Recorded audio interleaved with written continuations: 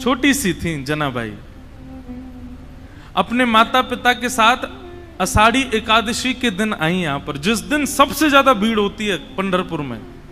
जनाबाई मन में सोच रही है, मेरे पास विठोबा होते, मेरे पास विठ्ठल होते, घी लेकर के आती, चरणों में मालिश करती, अपने हाथ से चरण दबा देती, मेरा विठोबा बहुत कष्ट में आ गए होंगे आज तो। और यही बोलती जा रही है, यही बोलती जा रही है। अब सब तो वहां से उठ करके सोने चले गए, लेकिन वो यही चिंतन कर रही हैं, आज विठ्ठल के पांव में दर्द हो रहा है, आज मेरे पंडरीनाथ के चरणों में दर्द हो रहा होगा। ये भाव मन में सोच ही रही थी कि इतने में ही पीताम्बरी पहने, कटी पर हाथ धरे, सुंदर सांवल वर्ण ठाकुर जी का श्री पंडरीनाथ भगवान वहीं प्रकट हो गए। और प्रकट होकर के जनाबाई के सामने बैठ करके पांव आगे पसार दिए, बोले रो क्यों रही हो, तो फिर दबाओ हमारे चरण। आपको अगर लग रहा है कि हमारे पैरों में पीड़ा हो रही है तो दबाओ ना। पैर दबाते दबाते जनाबाई पूछ रही है, भोजन किया आपने? ठाकुर जी बोले हाँ किया। तो क्या पाया? बता दिया जो भी बनता है। अब मंदिर में जो भी बनता, मुझे तो पता नहीं क्या बनाते हैं, मंदिर में जो भी बनता ठाकुर जी बताए। बोले इसकी सब्जी बनी थी, जे चावल बने थे, रोटी बनी थी और पूरन पोली बनी थी, और यही बनती महाराष्ट्र में। और क्या बनता है? पूरन पोली है। और क्या बनता है? अब हमको कोई बना के खिला ही नहीं रहा तो हमको पता कैसे चले। हम तो अपने महाराज संग लेके आए, बेचारे वो रोज दाल चावल रोटी सब्जी बना देते, वही पाले रहे हैं। ठाकुर जी ने बताया, बोले पूरन पोली बनी, ये सब्जी बनी, चावल बने, ये सब पाया मैंने। जनाबाई पैर दबाते दबाते, अच्छा कल क्या पाया था? ठाकुर जी बोले यही पाया था। बोले जो आज पाया वही कल पाया? बोले हाँ यही पाया था। अच्छा तो परसों क्या पाया? ठाकुर जी बोले परसों भी यही पाया था। और 4 दिन पहले क्या पाया था? ठाकुर जी बोले यही बनता है, ये लोग मुझको यही देते हैं और कुछ नहीं देते, इनका फिक्स है, ये वही बनाते हैं वही खिलाते हैं मेरे को। इनका मंदिरों में नियम थोड़ी बदलता है, जो सब्जी है, जो दाल है, जो वही बनता है, रोज वही खिलाते ठाकुर जी को। जनाबाई बोली आप रोज रोज एक ही भाव खाते हो, मन नहीं भरता आपका? ठाकुर जी बोले भरता तो है, पर ठीक है कोई बात नहीं, भाव से बनाते हैं तो पाता हूं। जनाबाई बोली मैं कुछ नया बना के पवाऊं तो? ठाकुर जी बोले तुम बनाओगी? बोले अभी बना के लाऊं, आप बस बैठो मैं लेके आती हूं। जनाबाई रात में ही गई, महाराज सुंदर रसोई सिद्ध करी, सुंदर नए नए पकवान बनाए, नई नई सामग्री बनाई, और सामग्री बना के थाल में सजा। आधी रात सब सोए हैं पंढरपुर में, और वहां गोपालपुर के ऊपर के स्थान आज हम गए थे तो वहीं के चिंतन आ रहा है। वहां ठाकुर जी बैठे हैं, ठंडी ठंडी हवा चल रही है, और जनाबाई ने लाके थाली सामने रख दी। ठाकुर जी को कहा पाओ। ठाकुर जी पा रहे हैं प्रेम से, और बड़ा सिर हिला हिला करके, चटकारे मार मार करके पा रहे हैं। बोले आहा आज तो नया नया भोजन मिला है। हाँ जनाबाई तेने तो आज आनंद कर दिया, इतना सुंदर भोजन बनाया। बीच बीच में ठाकुर जी इतनी जल्दी खाते हैं कि अपने वस्त्रों पर गिरा देते हैं। तो जनाबाई कहती है अरे आराम से खाओ, कहाँ जाना है? बोले तुमको क्या पता, अभी 3:30 बजे मंगला आरती होनी है, मुझे पहुंचना है अभी वहां पर। ठाकुर जी प्रेम से पा रहे हैं। बीच बीच में जनाबाई का इच्छा होती है, मन होती है कि मैं खिला दूं एक ग्रास, लेकिन अभी भय लग रहा है मन में कि कहीं मैंने कहीं हाथ बढ़ा दिया तो कहीं ठाकुर जी नाराज तो नहीं हो जाएंगे। ठाकुर जी ने प्रसाद पाया, बोले जनाबाई कल फिर आऊंगा, बढ़िया बना के रखना कुछ अच्छा, फिर पाऊंगा कल, अभी जाता हूं, हाँ मंगला की समय हो गई। ठाकुर जी दौड़े आए, सीधे महाराज घंटे घड़ियाल बजने लगे, और मंगला आरती शुरू 3:30-4 बजे से ही ठाकुर जी का अभिषेक होने लगा। 1 दिन 2 दिन 3 दिन 4 दिन 5 दिन बीत गए। रोज ठाकुर जी रात में चले जाते हैं और प्रसाद पाके आते हैं। रुक्मणी जी आई एक दिन मंदिर में, और यहां बस शयन की तैयारी हो रही थी। रुक्मणी जी आकर के बोली, वो भी ऐसी खड़ी हैं, ऐसी बोली होंगी। कहां जाते हो आप रात को? ये इतनी रात को कहां जाते हो आप? सही सही बताना। ठाकुर जी बोले गोपालपुर जाता हूं, वहां पर एक मेरी भक्त है जनाबाई, ये मंदिर में तो रोज एक सा ही बना देते हैं, वहां पे बड़ा नया नया बनाती है, वो खाने में बहुत सुख मिलता है, वहां जाता हूं भोजन करने। रुक्मणी जी बोली अच्छा, इतना अच्छा भोजन बनता है कि रोज जाते हो? बोला हाँ, वो बड़े भाव से बनाती है। रुक्मणी जी बोली हमको भी ले चलो, हमको भी खिला लाओ। ठाकुर जी बोले लेके चलूंगा लेकिन खिलाऊंगा नहीं, खाऊंगा तो अकेला मैं। वो छोटी सी है, छोटे छोटे उसके हाथ हैं, वो छोटे छोटे हाथ से थोड़ी सी दाल बनाती है, थोड़ी सी सब्जी बनाती है, एक ही पूरन पूली बना पाती है बेचारी। और तुम चलोगी, तुम्हारा भी पेट मेरा भी पेट, उसको बहुत श्रम हो जाएगा, उसको इतना नहीं बनवाना भोजन। चलो साथ में, लेकिन दूर खड़ी रहना, देखती रहना, और बीच में भी मत आना, वो सहजता उसकी खत्म हो जाएगी, वो तुमको देख के फिर बनावटी बात करेगी। रुक्मणी जी बोली ले चलो, कुछ खिलाना नहीं, नहीं आऊंगी बीच में, लेकिन ले तो चलो, मैं भी तो देखूं ऐसा क्या, ऐसा उसका क्या भाग्य कि पंडरीनाथ रात में जाते हैं। रुक्मणी जी गई हैं, दूर खड़ी देख रही हैं, जनाबाई थाल लेकर के आई है, ठाकुर जी प्रेम से पा रहे हैं। ठाकुर जी पाते, आज ही जनाबाई के मन में आया, बोले आज तो मैं अपने हाथ से खिला के मानूंगी, रोज तो ये मैं डर के मारे नहीं खिला पाती। ठाकुर जी जिम रहे थे बढ़िया प्रेम से, और चटकारे अपनी उंगलियां चाट चाट करके, बढ़िया आहा बहुत अच्छा बना है। दूर खड़ी रुक्मणी जी के नेत्र सजल हो रहे हैं, ये सौभाग्य तो मुझे भी नहीं मिला कभी, जैसा सौभाग्य जनाबाई को दे रहे हैं।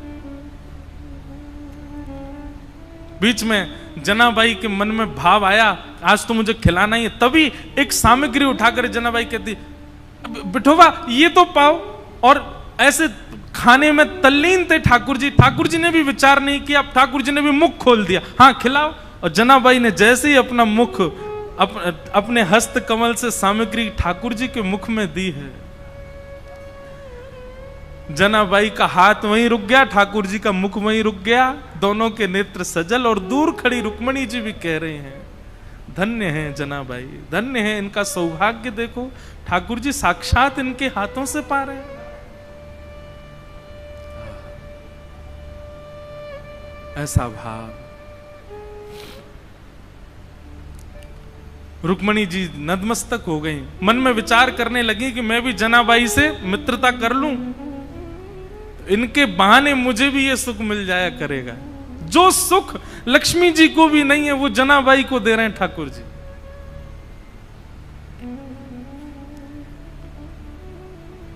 ठाकुर जी नित्य जाते हैं, रात भर जनाबाई के पास रहते हैं और कुछ नहीं करते, जनाबाई अपना काम करती रहती है, ठाकुर जी बैठे बैठे देखते रहते हैं। बंधुओं, भक्ति जब अपनी स्थिति में आएगी, जैसे मैंने आज प्रारंभ में कहा ना, एक माइलस्टोन, एक बात याद रखिएगा, आपका नाम जब, आपकी साधना, आपका कथा श्रवण, आपका नित्य भगवत स्मरण, उसमें एक बहुत विशेष माइलस्टोन जो आएगा वो ये कि एक दिन आप अपने भावों को शब्द में परिवर्तित करके गाने लग जाओगे। माफ कीजिएगा, क्षमा कीजिएगा, लेकिन अभी भक्ति में गायन प्रारंभ नहीं हुआ, भक्ति में लिखना प्रारंभ नहीं हुआ, भक्ति में शब्दों में पिरो करके उन भावों को पदावली के रूप में करने का प्रारंभ नहीं हुआ, तो अभी आप उस माइलस्टोन पर पहुंच नहीं पाए हो। बात समझ रहे हैं ना मेरी? आपके भक्ति भाव शब्द में परिवर्तित होने लग जाएं, आपका मन हो मैं लिखूं, मैं गाऊं, मैं सुनाऊं, तब समझो कि हां अब एक सीमा पर आप पहुंच गए हो, ठाकुर जी के समीप बस पहुंचने ही वाले हो। हम एक बात कथा में कहते हैं, जिसने भी पाया गा करके ही पाया, बिना गाए किसी ने नहीं पाया।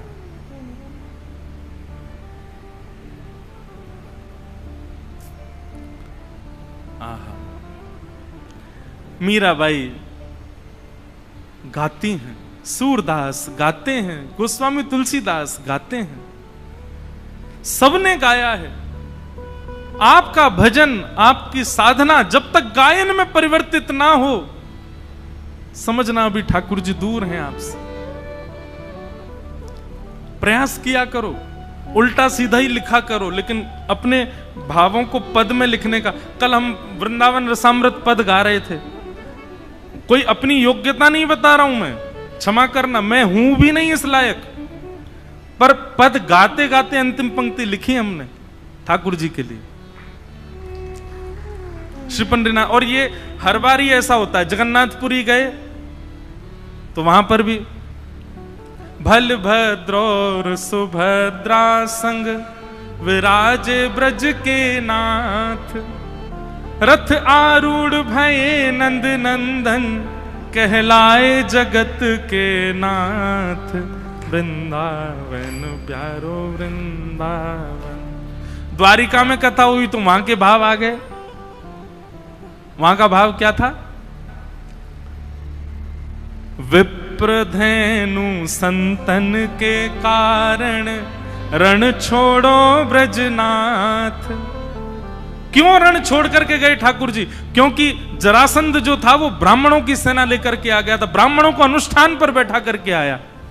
ठाकुर जी ने मन में विचार किया, 17 बार तो हरा दिया इसको, लेकिन अब की बार हराया तो ब्राह्मणों का जो अनुष्ठान है वो निष्फल हो जाएगा, ये ब्राह्मणों का वध कर देगा।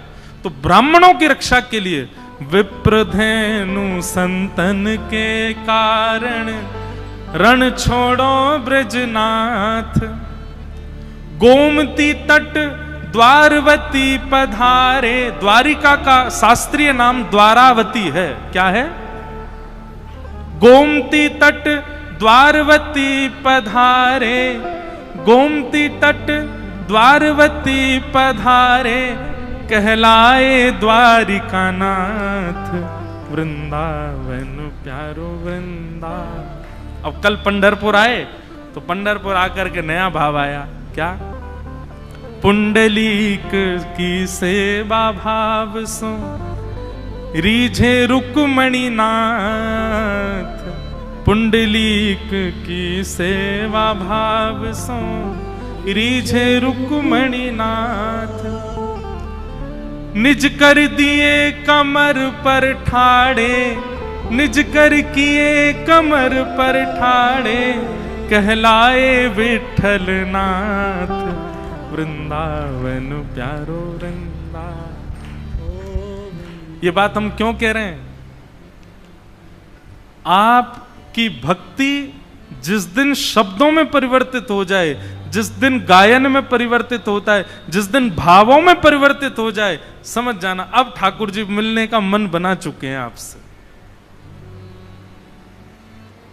जनाबाई की यही स्थिति हो गई है। पूरे दिन तो नामदेव जी के घर में सब काम करती हैं, झाड़ू पोंछा बर्तन खान पान सबकी सेवा करती हैं, और रात्रि में चक्की पीसती हैं। और चक्की की जो घर घर घर आवाज आती है, उस घर घर घर आवाज को ही ताल बना करके जनाबाई पद गाती हैं। पद, अब मुझे जनाबाई का कोई पद याद नहीं। मैं पंढरपुर में इसीलिए पीछे रह जाता हूँ, मुझे यहाँ के भाषा का दिक्कत हो जाती है। मराठी भाषा है और कैसे गाऊं, भाव जब तक समझ नहीं आए। आज 2 बालिकाएं हैं, वो इतना सुंदर गाती हैं, रोज ठाकुर जी को आके सुनाती हैं। अब मैं उनसे सुनता तो हूं, फिर मैं पूछता हूं इसका अर्थ क्या है, फिर अर्थ सोच करके सोचता हूं अब मैं गाऊंगा, लेकिन वो शब्द मुझे नहीं बैठ पाते बढ़िया से जुबान पे। तो जनाबाई पद गा रही थी आज, और महाराज ध्यान से सुनिएगा सब लोग, जनाबाई पद गा रही थी और इतने में ठाकुर जी आ गए। और ठाकुर जी आकर के मानो पीछे खंबे से टेक लगा करके और नेत्र बंद करके बड़े भाव से सुन रहे हैं जनाबाई के भाव। और केवल इतना ही नहीं, ठाकुर जी ने तुरंत कलम निकाली और पत्र निकाला, लिखने लगे जनाबाई के भावों को। बताओ, दुनिया गाती है, आप लिखते हो, जनाबाई गा रही है, ठाकुर जी लिख रहे हैं उसके पदों को। कितना सुंदर भाव। जनाबाई का भाव जैसे ही पूर्ण होवे, ठाकुर जी कहें और सुनाओ ना, अभी क्यों नहीं गा रही हो, और कुछ गाओ ना, इतना बढ़िया गा रही हो। जनाबाई बोली, दो दो काम एक साथ कर रही हूं मैं, ये चक्की भी चला रही हूं, गा भी रही हूं, कैसे होगा इतना, मैं बालिका ही हूं, छोटी हूं अभी। तो ठाकुर जी बोले तुम गाओ, हम चक्की चलाते हैं, तुम गाओ। और जनाबाई का हाथ में हाथ, ऊपर से जनाबाई ने पकड़ा, नीचे ठाकुर जी पकड़ करके चक्की चलाते हैं और जनाबाई गाती है, ठाकुर जी उनके मुखमंडल को ही देख रहे हैं। आहा। एक बात कहूं बंधुओं, भक्ति का मतलब क्या है? प्रारंभ हो तो आप ठाकुर जी के पीछे पड़े रहो, लेकिन स्थिति ऐसी आवे एक दिन कि ठाकुर जी आपके पीछे पड़े रहे। ये समझो भक्ति है। आप ही उनके पीछे पड़े हो और वो उनको कोई फर्क नहीं पड़ रहा है, तो फिर ये भक्ति नहीं है, ये समझो एक तरफा प्रेम है आपका। स्थिति ऐसी हो जाए महाराज कि ठाकुर जी आपके बगैर नहीं रह पाए, ठाकुर जी को आपके बिना राजी नहीं हो, ठाकुर जी को आपके बिना व्याकुलता हो जाए, ठाकुर जी को जब तक आपकी थाली, अब कितने भी भक्तों को देखो, वहां कर्मा बाई बिना नहाए धोए खिचड़ी बनाती है, ठाकुर जी दौड़ करके आते हैं उनकी खिचड़ी पाने। भक्ति का मूल रूप यही है कि आप ठाकुर जी का भजन करो, लेकिन एक स्थिति ऐसी आवे कि मेरा सुमिरन हरि करे, मेरी स्मृति ठाकुर जी कर रहे हैं, मेरे स्मरण में ठाकुर जी हैं। आहा। जनाबाई के भाव इतने प्रिय लगने लगे। ठाकुर जी कहें तेरे काम मैं करूं, तू बस गाती रहे। ठाकुर जी चक्की चलाते हैं वहां बैठे बैठे।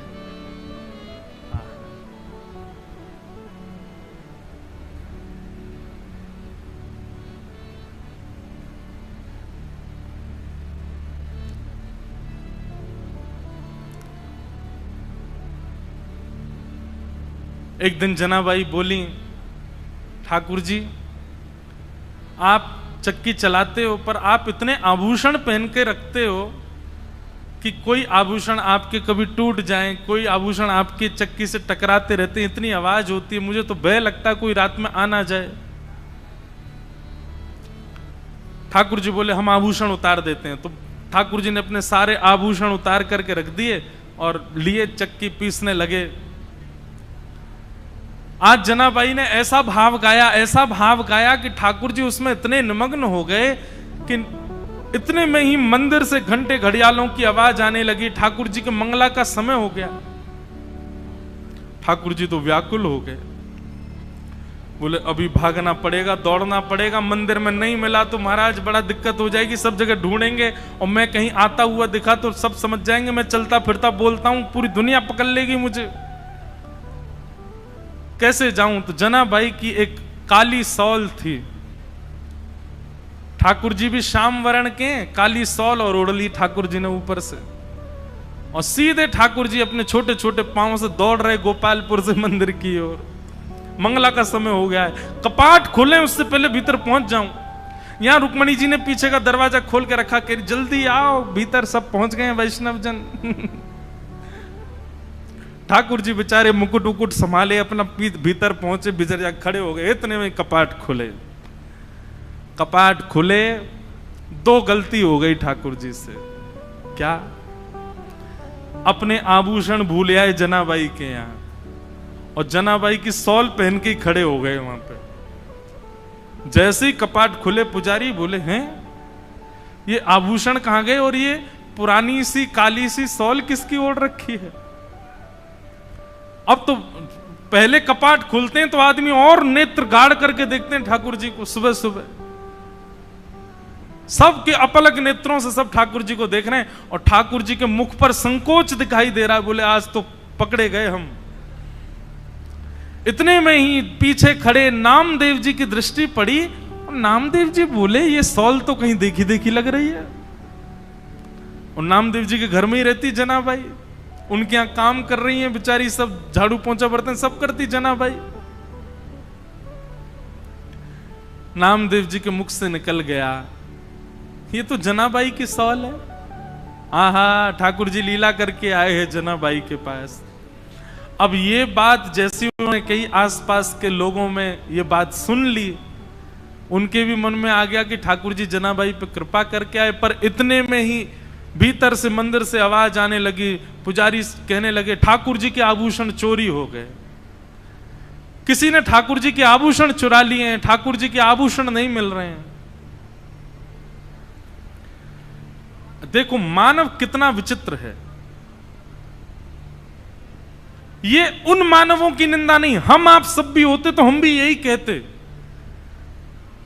नामदेव जी के मुख से निकला कि ये तो जनाबाई की सौल है, तो जिन लोगों ने सुना उन्हीं लोगों ने कह दिया, बोले जनाबाई की सौल है, इसका मतलब जनाबाई ही आई थी और आभूषण चुरा करके भाग गई, सौल भूल गई यहीं पर। जनाबाई ने ठाकुर जी के आभूषण चुरा लिए। सब लोग हाथ में आयुध लिए, हल्ला मचाते हुए, चिल्लाते हुए सब गोपालपुर की ओर गए। सुबह सुबह का समय, ऊपर पहुंचे, जैसे ही वहां जाकर के देखा,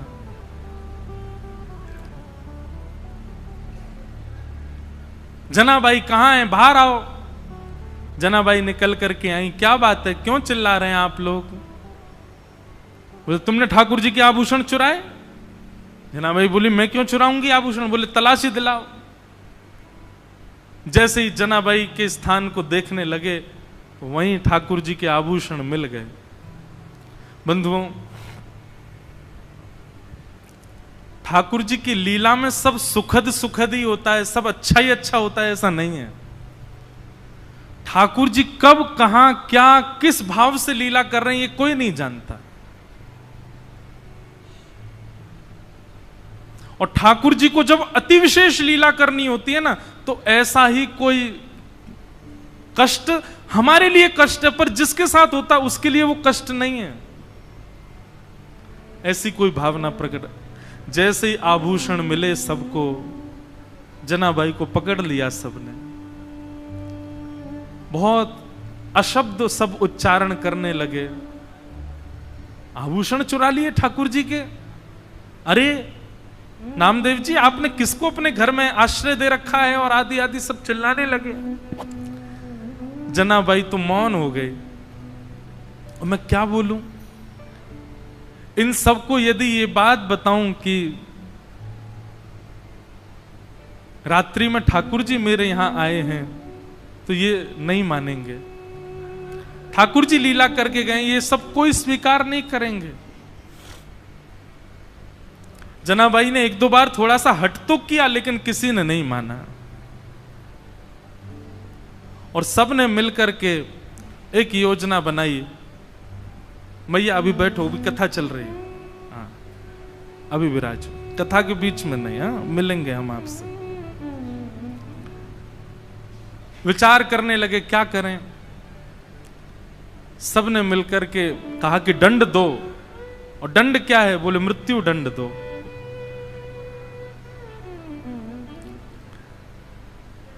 नामदेव जी मनी मन समझ गए कि ठाकुर जी अब जनाबाई को अपने अंतरंग लीला में प्रवेश देना चाह रहे हैं, इसीलिए लीला चल रही है।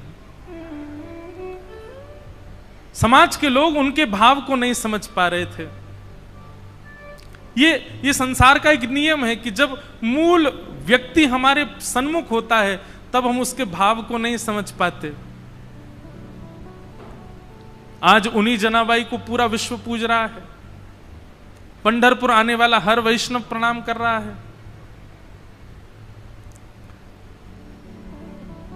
एक सूली लगा दी गई, जनाबाई को खड़ा कर दिया उसमें, परंतु श्री पंडरीनाथ भगवान ऐसा होने तो नहीं देते।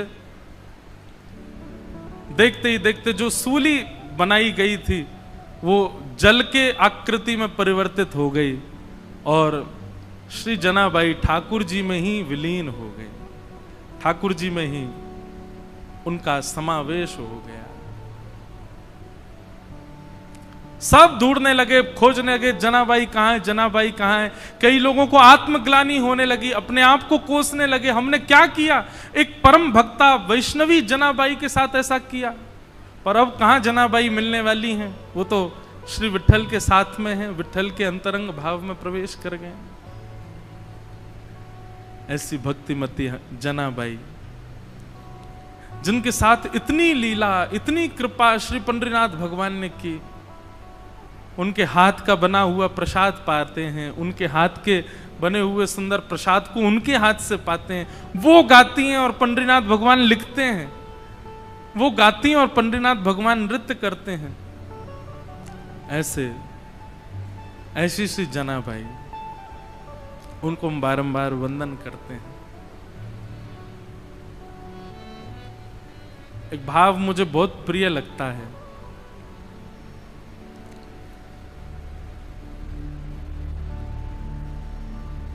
श्याम सुंदर सदा हमको प्यारे रहें, हम उन्हीं के रहें, वो हमारे रहें। श्याम सुंदर सदा हमको प्यारे रहें, हम उन्हीं के रहें, वो हमारे। दो कथाओं का प्रकथन पढ़ने में आया।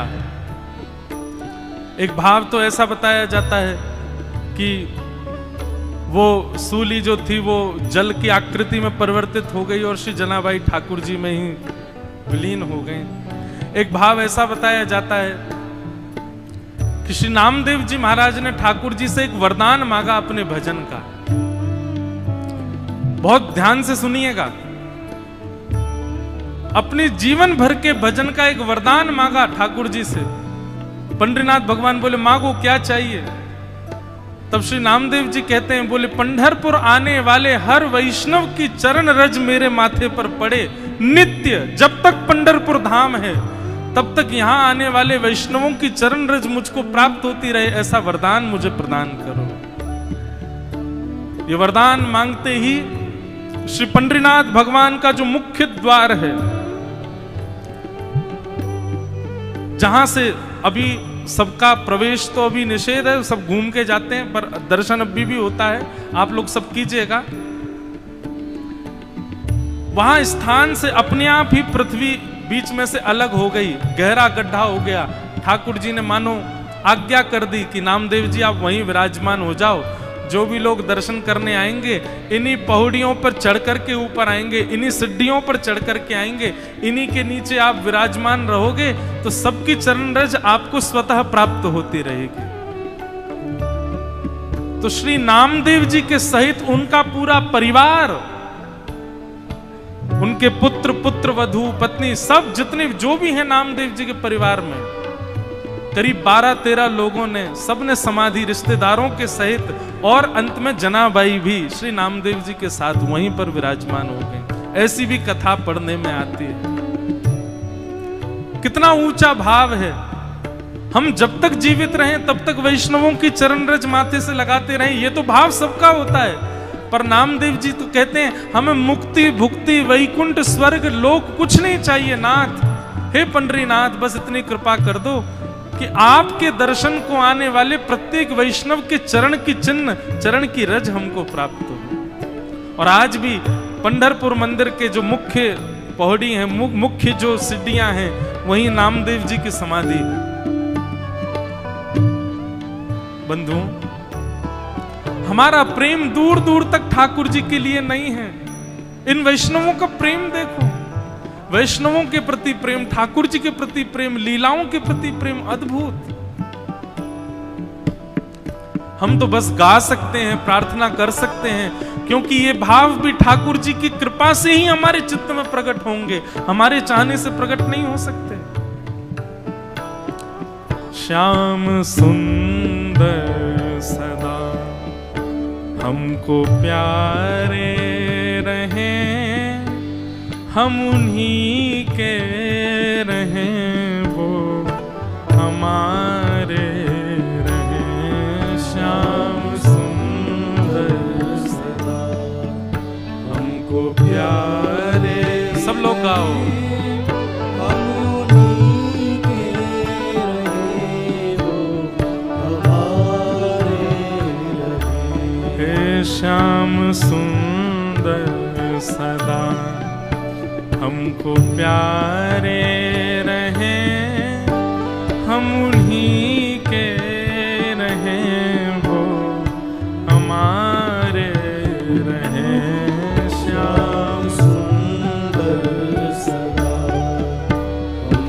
पंडरीनाथ भगवान का स्मरण करते हुए गाओ। हम उन्हीं के रहे, वो हमारे रहे। जिस डगर से मुरलिया की धुन आएगी, जिस डगर से मुरलिया की धुन आएगी, जिस डगर से मुरलिया की धुन आएगी, जिस डगर से मुरलिया की उस डगर पे उमरिया ये कट जाएगी, उस डगर पे उमरिया ये कट जाएगी, उस डगर पे उमरिया ये कट जाएगी, उस डगर पे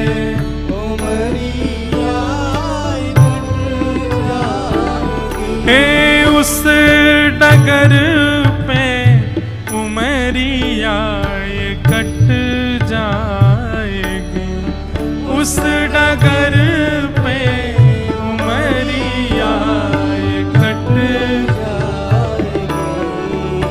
उनकी तस्वीर मन में बसाए रहें, हम उन्हीं के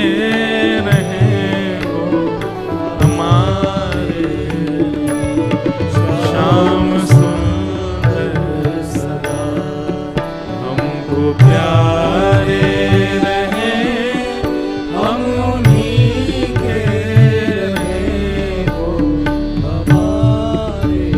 श्री पंडरीनाथ भगवान